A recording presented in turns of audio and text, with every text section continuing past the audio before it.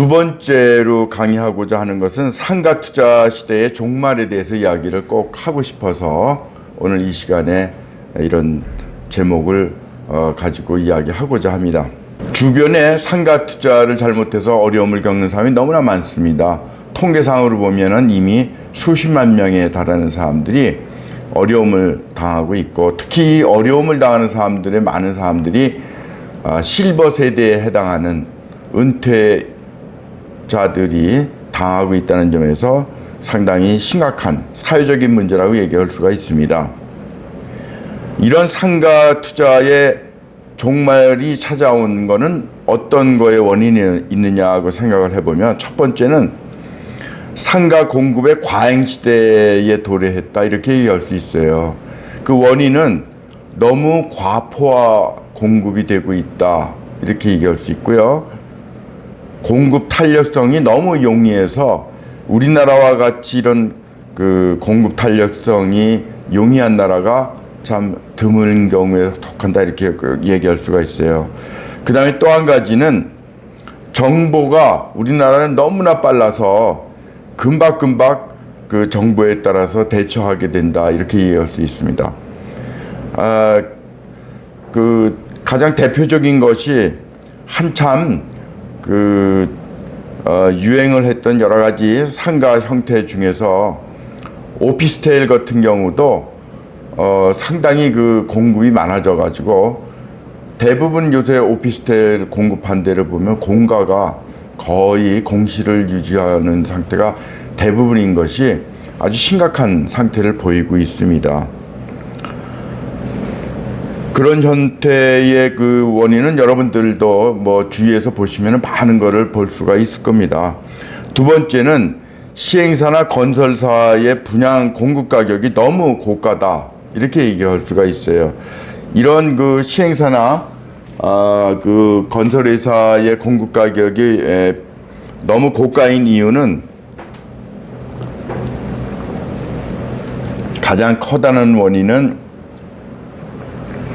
시행사나 건설사가 토지를 너무 고가에 매입을 해가지고 공급을 하기 때문에, 사실은 이 사람들이 나중에 원인을 뭐 이야기하면 인건비가 올랐다, 시멘트 가격이 올랐다, 철근 가격이 올랐다, 이렇게 얘기를 하지만 전체적인 공급 가격에 비해서 철근 가격이나 시멘트 가격 이런 비용은 전체 비용에 비해서는 토지 가격하고는 비교가 되지 않을 정도로 토지 가격이 차지하는 부분이 큽니다. 그래서 비싼 가격의 토지를 매입을 해가지고 공급을 하는데 그 원인이 가장 많은 것이 아닌가 하는 생각이고, 그 다음에 기대 수익을 어떻게 하든지 최대화 시키려고 함으로 해서 시행사나 건설사가 아주 받을 수 있을 때까지 수익을 추구하기 때문에 이런 가격에 분양을 받아가지고 자기들이 수익을 올리기 매우 어렵다. 그래서 일반적으로 투자 수익이 마이너스 시대에 돌입했다, 이렇게 얘기할 수가 있습니다. 세 번째는 아파트 건축 같은 거를 해가지고 수익을 얻는 것보다도 오히려 그 상가 건축을 해서 거기서 수익을 보완을 해야 되겠다 하는 그런 경향이 농후해져서 건설회사나 시행사들이 상가 건축에 너무 많은 양을 공급을 한다, 이런 현상을 보이고 있다는 거예요. 그 다음에 네 번째는 4차 산업혁명 시대가 도래를 해서 이 모든 부동산 시장의 패러다임이 바뀌었거든요. 이런 바뀐 형태에 맞춰서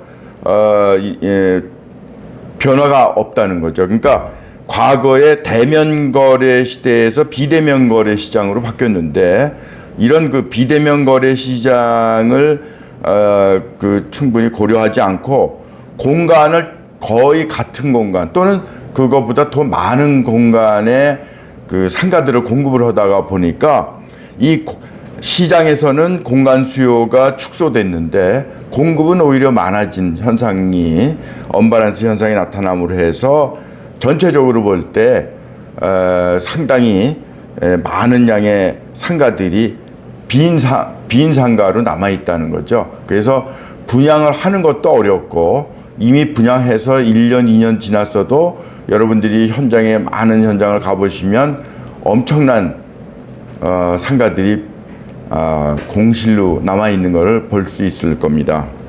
이런 현상은 우리나라에서만 일어나는 것이 아니고 최근에 보면 미국의 가장 세계의 IT 중심지인 샌프란시스코 같은데 또 실리콘밸리 같은 데에 가보면은 상가들이, 오피스들이 엄청나게 그 공실이 발생하고 있습니다. 이런 그 공실 때문에 여러분들이 얼마 전에 그러니까 대형 은행이 파산하는 현상을 보시기도 했습니다. 그래서 미국에 다시 금융위기가 오는 것이 아닌가 해서 미국에서 부랴부랴 엄청난 돈을 투입을 해서 이런 그 금융 위기 상태를 막았습니다만은 이런 현상은 앞으로 어떻게 될 것이다?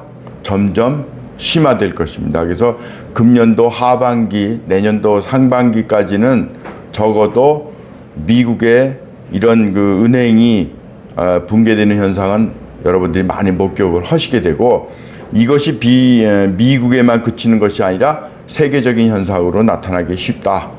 특히 중국 같은 경우에는 지금 엄청난 부동산 불황 상태에 빠져들어 있다 이렇게 이야기할 수가 있습니다. 그래서 이거는 우리나라에서만 현상이 아니라 세계적인 현상이다 이렇게 얘기할 수가 있습니다. 다섯 번째로는 베이비 부머 세대가 이게 6.25 사변이 일어나고 1953년도 휴전 이후에 54년도부터 카운트하는 경우도 있고 55년도부터 카운트하는 경향이 있는데 일반적으로 55년도에서 63년생을 베이비 부머 세대라고 얘기하는데 이 베이비 부머 세대가 816만 명입니다. 이 816만 명이면 우리나라 5,200만 인구의 한 17%에 해당하는데 이 사람들이 은퇴 세대로 지금 쏟아져 나오고 있습니다. 그래서 이 엄청난 우리나라 역사상 최대의 은퇴 세대가 지금 사회에 쏟아져 나오기 때문에 이 사람들이 퇴직금이라든지 자기들이 저축했던 것을 과거의 패러다임으로 상가라든지 또 뭐 여러 가지 최근에 그런 부동산 투자를 통해서 자기가 노후 생활을 보내기 위해서 투자했던 이런 인구가 엄청나게 늘어났기 때문에 이러한 그 투자자의 증가가 상가 투자에 많은 사람들이 몰입을 하게 되었다는 거죠. 그러니까 제가 참 슬프게 생각하는 거는 이 베이비 부머 세대는 참 어떻게 보면 불쌍한 세대라고 얘기할 수가 있는데 자기들은 자식들을 위해서 모든 걸 다 희생을 하고 그 다음에 부모한테는 또 부모를 모셔야 되고 자식들은 이 베이비 부머 세대들을 모시는 것에 대해서는 아무 관심이 없는 말하자면 낀 세대에 해당하는 사람들이 이 베이비 부머들에 해당하는 사람들인데 이 사람들이 지금 엄청난 수십만 명에 해당하는 사람들이 상가 투자에 몰려서 어려움을 지금 겪고 있다 이렇게 이야기할 수 있는데 이거는 사회적으로 그다지 관심을 못 갖기 때문에 이 사람들이 얼마나 많은 사람들이 얼마만큼 어려움에 처해 있는지는 거의 사회적으로 아무도 관심이 없어요. 근데 이게 지금 우리 사회에 엄청난 그 어두운 그림자를 지우고 있습니다.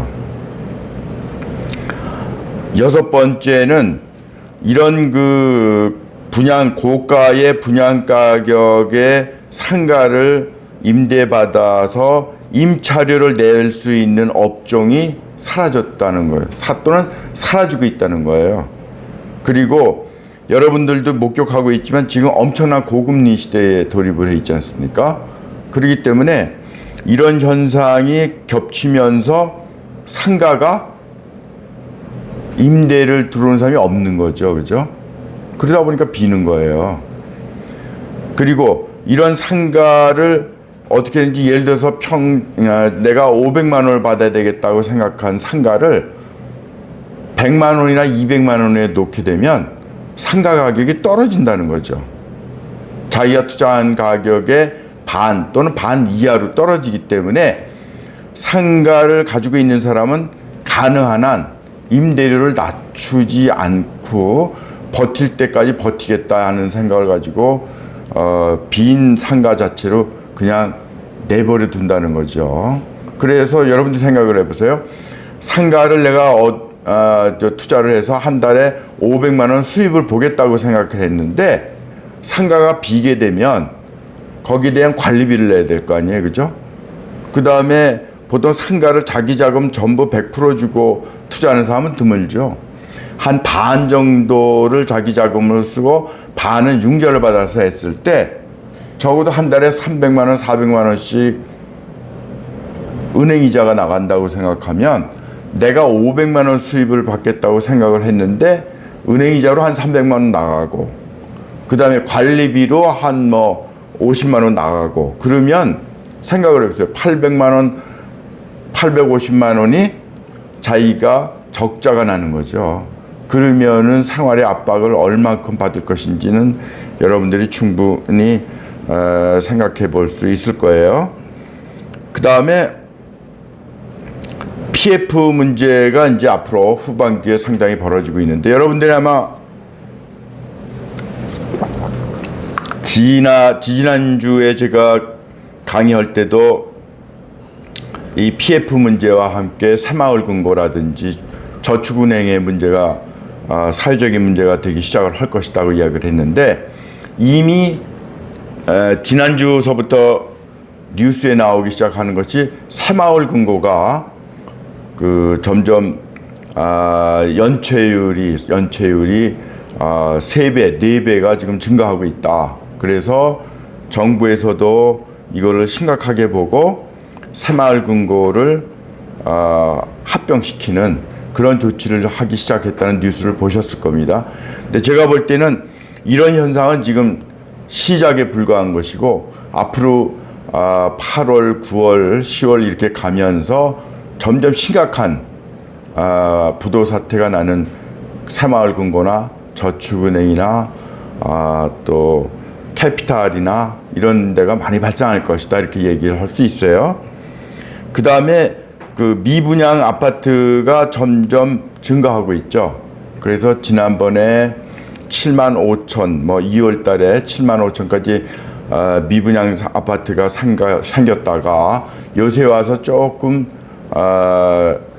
줄어들었던 이유가 이 워낙에 분양이 잘 안 되니까 건설회사가 지금 신축을 하고 있는 아파트를 분양 시기를 늦추는 바람에 자동적으로 미분양 아파트 누적이 조금 감소하는 경향이 있었습니다만은 다시 지난 6월 달서부터 시작을 해서는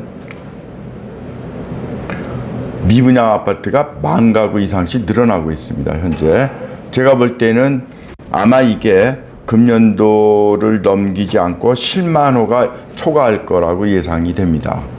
그런데 이 미분양 아파트가 10만 호 이상 초과되면 어떤 문제가 생기느냐 하면은 시행사나 또 건설사의 자금에 상당히 압박을 받게 되는 거죠. 자동적으로 아마 많은 시행사와 건설회사들이 부도가 발생하기 시작을 할 겁니다. 그래서 사회적인 커다란 문제로 대두될 것이다 이렇게 생각을 하고요. 그 다음에 역전세 현상에 대해서는 여러분들이 이미 뉴스 통해서 많이 보셨겠습니다만은 점점 경매 시장에 물건이 증대하는 현상을 보이고 있고요. 경기 하락 현상에 따라서 점점 경락가가 하락을 하고 있습니다. 그 다음에 정부의 취등록세, 양도세 감면에 대해서는 점차 이런 문제가 이제 대두되기 시작을 해서 제가 볼 때는 아마 금년도 하반기나 내년도 상반기에는 정부에서 적극적으로 이런 감세 정책을 도입을 할 거라고 생각을 합니다.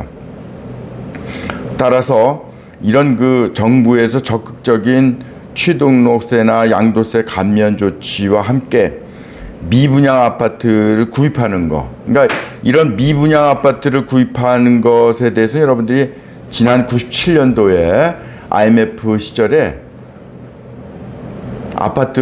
미분양 아파트가 한 15, 5만 가구에서 16만 가구 정도 미분양 상태가 돼서 전체적으로 엄청난 시장에 불황 상태를 초래함으로 해서 정부에서 미분양 아파트를 매입을 해주는 그런 정책을 수립했던 걸 알고 계실 겁니다. 그래서 정부에서 이 미분양 아파트를 구입하는 시점이 부동산 가격의 가장 저점이다. 이렇게 생각하시면 틀림이 없고, 또 한편으로는 부동산을 매입해도 되는 시점이다. 이런 신호로 알고 여러분들이 공부를 좀 많이 하시고 또 이런 통계 분석이나 이런 거에 대해서 좀 조예가 깊으시면 이런 것들을 데이터 분석을 통해서 이해하실 수 있습니다만은 그거는 극히 소수에 불과한 사람들이나 할 수 있는 일이고, 또 여러분들이 잘못을 저지르기 쉬운 것이 요사이는 유튜브 방송이 워낙에 많아서 유튜브 방송에서 이런 그 통계 분석을 통해서 데이터 분석을 통해서 매입 시점이라고 얘기하는 사람들이 여러 의견이 있는데, 이런 의견들을 보고 여러분들이 판단하시기에는 상당히 좀 어지러움이 있습니다. 왜냐하면 어떤 사람은 사라, 어떤 사람은 팔 때다, 뭐 여러 가지 의견이 있어요. 그래서 그런 의견에 듣는 것보다는 정부의 정책을 보시면서 결정하는 것이 가장 안전한 방법이다. 이렇게 얘기할 수가 있습니다.